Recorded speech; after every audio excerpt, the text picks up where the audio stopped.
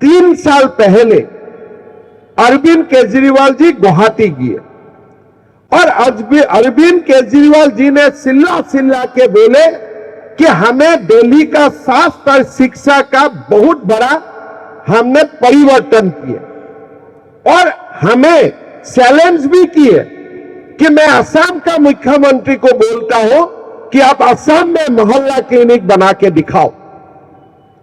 तो थोड़ा सा मेरा भी हुआ भाई कि हमारे कहां कमी रह गया। इतना बड़ा मोहल्ला क्लिनिक, एम्स का तो नाम सुने थे लेकिन मोहल्ला क्लिनिक का तो नाम है नहीं सुने हैं, कहां गड़बड़ी हुए। तो मेरा मन में लगा अगली बार असम से पेशेंट एम्स तक रेफर नहीं करूंगा, मोहल्ला क्लिनिक में ही रेफर कर दूंगा। फिर मैंने अधिकारी लोगों को बुलाया, भाई मोहल्ला क्लिनिक को चलो देख के आऊंगा। बोले आपने देखा नहीं है मोहल्ला क्लिनिक? बोले हाँ मेरा तो नजर में नहीं आए हैं। बोले साहब आप दिल्ली एयरपोर्ट में जब जाते हैं तो फुटपाथ का तरफ नजर डाल दीजिए, आपको मोहल्ला क्लिनिक देखते रहेगा। हमने बोला फुटपाथ में मोहल्ला क्लिनिक क्या होता है, दूसरा तरफ का फुटपाथ है क्या? बोले नहीं, ऐसा ही फुटपाथ में मोहल्ला क्लिनिक। उसका स्क्वायर फीट कितना है, कितना डॉक्टर रहते हैं, क्या एमआरआई मशीन है, क्या उसमें सर्जरी होते हैं कि मां का सिजारिन सेक्शन ऑपरेशन होते हैं? बोले साहब कुछ नहीं होता है, 2 बजे तक डिस्पेंसरी चलता है फिर बंद हो जाता है। तो आप काहे को यह देखने जाते हो? आप देखिए ये जो मोहल्ला क्लिनिक है, अगर आप अमेरिका में जाके बोलते हैं कि हमारा देश का परिचय मोहल्ला क्लिनिक है, कोई मानेगा भारत विश्व गुरु होगा? कोई मानेगा? जब असम से मैं मानने के लिए तैयार नहीं हूं कि मोहल्ला क्लिनिक दिल्ली का विकास का आईना हो ही नहीं सकता है, जब मैं ये बात नहीं मानता हूं तब दूसरा कैसे मानेगा कि मोहल्ला क्लिनिक देश का आईना है? भाई और बहनों, असम देश का वो प्रदेश है, उत्तर पूर्व में है और हमारा दिल्ली का कंपेयर करें तो हम 10 कदम पीछे है, कोई आपत्ति नहीं है मेरा बोलने का।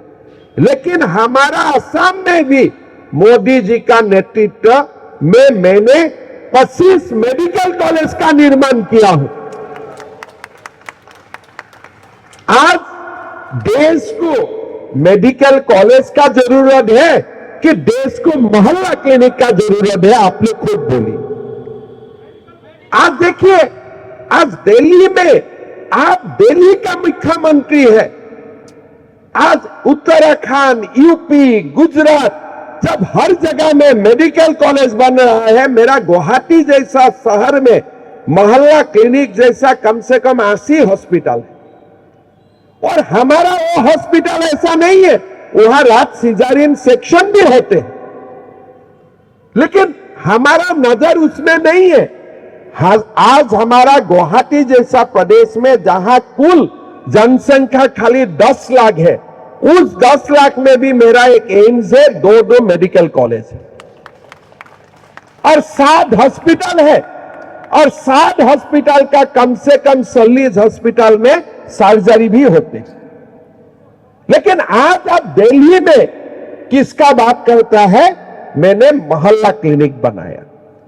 यार मोहल्ला क्लिनिक आप जाके कहीं जहां में कोई उपाय नहीं है, लाइट नहीं है, इलेक्ट्रिसिटी नहीं है, वहां बनाना अलग बात है और चिल्लाता है कि मैंने मोहल्ला क्लिनिक बनाया। मैं अगर केजरीवाल जी को कभी मिलता हूं, मैं बोलूंगा भाई आप मल्टी स्पेशलिटी हॉस्पिटल बनाओ ना दिल्ली में, कहां मोहल्ला क्लिनिक का चक्कर में पड़ा हुआ है। लेकिन उनका सोच ही ऐसा है, जब आप जो सोचेगा उनका उल्टा वो सोचेगा। आपको दिया मोहल्ला क्लिनिक और वो खुद कहां रह रहा है, शीश महल। आप देखिए, आपका परिचय मोहल्ला क्लिनिक, दिल्ली का लोगों का परिचय मोहल्ला क्लिनिक और दिल्ली का मुख्यमंत्री का परिचय शीश महल। आप एक बार सोचिए, हमारा देश का कोई भी मुख्यमंत्री का निवास ऐसे किसी ने बनाने का हिम्मत नहीं की। थोड़ा तो शर्म सबका तो है ना, लेकिन उनका कुछ नहीं है। कभी कभी मैं सोचता हूं ताजमहल तो मुमताज का याद में शाहजहां ने बनाया, केजरीवाल ने किसका याद में शीश महल बना दिया। अब कोविड का समय में, कोरोना का समय में जब लोग ऑक्सीजन का सोच रहा था, रेमडेसिविर इंजेक्शन का सोच रहे थे, तब केजरीवाल का दिमाग दारू दुकान खोलने के में चल रहा था। अफसोस, दारू का दुकान में चल रहा था। और केजरीवाल ऐसा एक व्यक्ति है, जेल से बाहर आया, कोई शर्म नहीं है। भाई आप दारू का केस में जेल गए थे, थोड़े तो शर्म करो। और टीवी में ऐसे आते हैं कि वो भारत का स्वाधीनता संग्राम करके जेल गए थे, जैसे फ्रीडम फाइटर जेल के आके बैठेगा ना कि हमने देश के लिए हमने जान दे दी है। केजरीवाल जी ऐसे आके खड़ा हो जाता है, शर्म नाम का कोई शब्द भी उनका डिक्शनरी में नहीं है। भाई अन्ना हजारे का साथ आंदोलन किए थे, देश से करप्शन मिटाने का बात किए थे, और वो व्यक्ति आज अब कौन सा केस में अरेस्ट हो गया? दारू का घोटाला में। और क्या झूठ बोलते हैं, सॉरी झूठ नहीं बोलते, वो तो खुद झूठ का मशीन है, उस बोलने से ही झूठ ही निकल जाता है, सच बोलने का उनका आदत नहीं है। जेल से निकाला, बोले मैं जब तक चुनाव नहीं जीतूंगा मैं मुख्यमंत्री नहीं होऊंगा। 1 मिनट के लिए तो आ जाएगा, भाई ये व्यक्ति तो बहुत बढ़िया स्टैंड लिए है, लेकिन थोड़ा आपको थोड़ा पीछे जाना पड़ेगा। सुप्रीम कोर्ट में उनका बेल हुए, बेल में क्या लिखा गया कि आपको तो मैं जमानत दिया हूं, लेकिन आप सरकारी कार्यालय में नहीं जा सकते। फिर सुप्रीम कोर्ट में क्या लिखा बेल में कि आप सरकारी दस्तावेज आप देख नहीं सकते हो, खाली आप जेल का बाहर जा सकते हो। तो आपका पास उपाय क्या थे? अगर आप जेल का बाहर आते हो, सीएम का ऑफिस में भी आप नहीं जा सकते हो, आप सरकारी कागज भी नहीं दे सकते हो, तब तो आपको तो रिजाइन देना ही थे। उसमें आपने कोई बड़ा काम नहीं किए। अगर सुप्रीम कोर्ट का बेल ऑर्डर में ये सब बात नहीं लिखते थे, वो कभी भी रिजाइन देने वाला नहीं थे। इसलिए उनको रिजाइन देने के लिए सुप्रीम कोर्ट में उनको बाध्य किया कि भाई आप दारू का घोटाला किया है, छोटा मोटा घोटाला आप नहीं किया है, आप कम से कम सीएम का कुर्सी में जाके मत बैठो।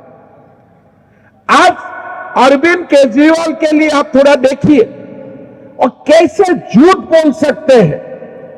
पहले बोले कि मैं राजनीति करूंगा, लेकिन कांग्रेस और बीजेपी का साथ हाथ नहीं मिलाऊंगा। ठीक है, बीजेपी का तो हाथ उनका नजदीक में भी नहीं जाएगा, अलग बात है। लेकिन जब बोला कांग्रेस का साथ हाथ नहीं मिलाऊंगा, फिर लोकसभा चुनाव में दोनों का इलू इलू हो गया, आई लव यू हो गया। फिर थोड़ा देर आई लव यू हुआ, फिर डाइवोर्स भी हो चुका। तो ये लोगों का कोई भरोसा नहीं है कब क्या बोलते हैं। आज बोले कि हम चुनाव ही नहीं लड़ूंगा कांग्रेस का साथ, मैं मर जाना पसंद करूंगा। फिर हो गया लव अफेयर, फिर हो गया डाइवोर्स, फिर दूसरा शादी कब होता है वो भी इंतजार करना पड़ेगा। अभी केजरीवाल अगर बीजेपी का, मान लीजिए बीजेपी का 20 होता है, कांग्रेस का 18 होता है, आपका 18 होता है, कांग्रेस का 3 होता है, एक ही मिनट में केजरीवाल और राहुल का दोबारा इले हो जाएगा कि नहीं जाएगा? बोलिए। अगर दोनों पक्ष मिला के सरकार बनते हैं और एक पक्ष में सरकार नहीं होते हैं, तो दोनों हाथ मिलाएगा कि नहीं मिलाएगा? लेकिन हमारा सरकार ना बने, क्या मोदी जी केजरीवाल से हाथ मिलाएगा? क्या मोदी जी राहुल गांधी से हाथ मिलाएगा?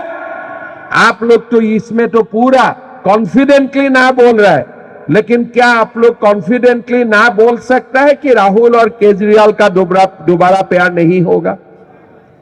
कोई बोल सकता है? मतलब उन दोनों पार्टी का ऊपर किसी का विश्वास नहीं। केजरीवाल ने बोले थे कि अगली बार मैं तब चुनाव लड़ूंगा जब जमुना साफ हो जाएगा। बोला था कि नहीं बोले थे? बोले थे कि नहीं बोले थे? क्या जमुना साफ हुए? जमुना साफ हुए? आज उत्तर प्रदेश में लोग गंगा में डुबकी लगा रहा है, असम में ब्रह्मपुत्र में लोग डुबकी लगा रहा है। और केजरीवाल जी, क्या आप डुबकी लगा सकता है जमुना में? आज ये उनका हालत है। सब पूजा भी जमुना तीर में करने नहीं दिया जाते, ये उनका कानून है। और अभी उन्होंने दोबारा और एक ड्रामा शुरू कर दिया कि हरियाणा का लोगों ने जमुना का पानी में बीज डाल दी। भाई, हम पागल हैं क्या? आज बड़ा भाई अगर हरियाणा में है, छोटा भाई दिल्ली में है कि नहीं? किसी का पिता हरियाणा में है तो बेटा दिल्ली में है कि नहीं? और दोबारा बात बोलिए, दिल्ली में बीजेपी का सरकार है, सानी जी मुख्यमंत्री है, ये दिल्ली का जमुना का पानी नरेंद्र मोदी भी पीते हैं कि नहीं पीते? एक ही तो पानी का सप्लाई वाटर है। अजय जी वही पानी पीते हैं कि नहीं पीते हैं? अमित शाह जी वही पानी पीते हैं कि नहीं पीते हैं? कि हमारा हरियाणा का बीजेपी सरकार मोदी जी पीने वाला पानी में बीज डालेगा क्या? कम से कम इतना सोचना, उनका सोच कितना गलत है। मैं केजरीवाल जी को बोलना चाहूंगा, भाई हरियाणा में भी हिंदू रहते हैं, दिल्ली में भी हिंदू रहते हैं, और हिंदू लोगों को पानी पिलाना अपना धर्म समझते हैं।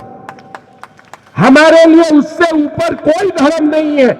लोगों को पानी पिलाना हिंदू का सदियों से यह परंपरा रहा हुआ है। यह दिल्ली का हिंदू हो या हरियाणा का हिंदू, उनका सोच कितना घटिया है, कितना गलत सोच सकते हो आप। 10 साल आपने दिल्ली को चलाया, आपने अच्छा पानी लोगों को पिलाने में आप नाकामयाब रहे।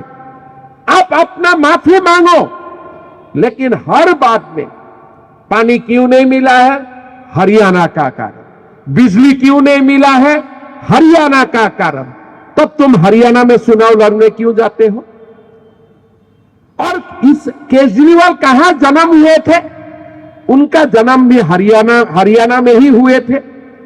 अगर आज आप मेरा यहां में गोली भी रखो, बस पिस्तौल रख दो, बोले असम का खिलाफ बोलो, हम तो मर जाना पसंद करूंगा। असम का खिलाफ तो मैं नहीं बोलने वाला हूं। लेकिन केजरीवाल अपना जन्मभूमि का खिलाफ आज बोल रहा है, खाली कुर्सी के लिए। कोई लोग मुझको बोलते हैं कि केजरीवाल का नॉब ढीला हो चुका है, मेन स्विच ढीला हो चुका है। लेकिन मेरा डाउट है, या तो यह मानसिक संतुलन खो चुका है, नहीं तो बहुत दिन तिहाड़ में रहने का कारण उनका माइंड क्रिमिनल हो चुका है। दोनों का एक तो जरूर हुआ, दोनों का एक तो जरूर हुआ होगा। नहीं तो ये अनाप शनाप बात कोई पॉलिटिक्स के लिए नहीं बोलते हैं। क्या कोई विश्वास भी करेगा? ये हमारे परंपरा ही नहीं है। हिंदू ऐसा सोच भी नहीं सकता है।